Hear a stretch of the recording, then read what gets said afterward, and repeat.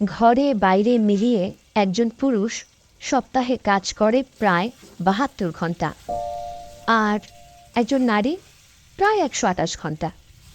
পার্থক্য প্রায় ৫৬ ঘন্টার। এটা শেয়ার করলাম কারণ আজকে আমি কিছু প্রশ্ন করব আপনাকে, প্রশ্ন করব আমাকে, প্রশ্ন করব সোসাইটিকে। প্রথম প্রশ্ন, আচ্ছা বলেন তো, নারী বললে প্রথমে কি মাথায় আসে বা কি ধরনের ছবি চোখে ভাসে? Super woman? ও ম্যান, আমরা নারীরা একই সাথে অফিস করি, সংসার করি, সন্তানদের টেক কেয়ার করি, মানিয়েও চলি সবার সাথে। দিনে রাতে এটা ওটা সেটা, যখন যার প্রয়োজন যেটা সামলাই 2 হাতে। সোশ্যাল মিডিয়া, টিভি খুললেই দেখা যায় আমরা স্ট্রং, রেজিলিয়েন্ট, আনব্রেকেবল।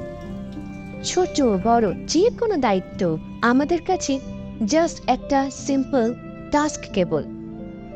সংসার সুখের হয় রমণীর গুণে, নারী আনে শান্তি। পুরুষের তুলনায় প্রায় দ্বিগুণ কাজ করেও শরীরে আসে না ক্লান্তি। আসবে কেন? আমরা তো সুপার ওমেন।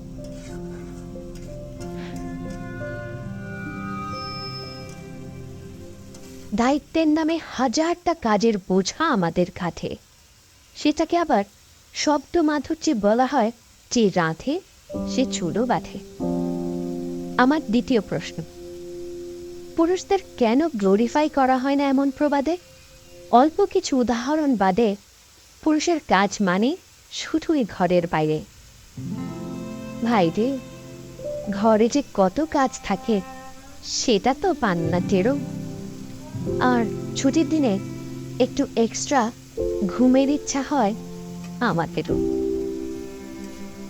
আমার তৃতীয় প্রশ্ন, ক্যারিয়ার, ফ্যামিলি, রেসপন্সিবিলিটি, সাথে আবার পারফেকশন, সব মিললে তবেই আদর্শ নারী।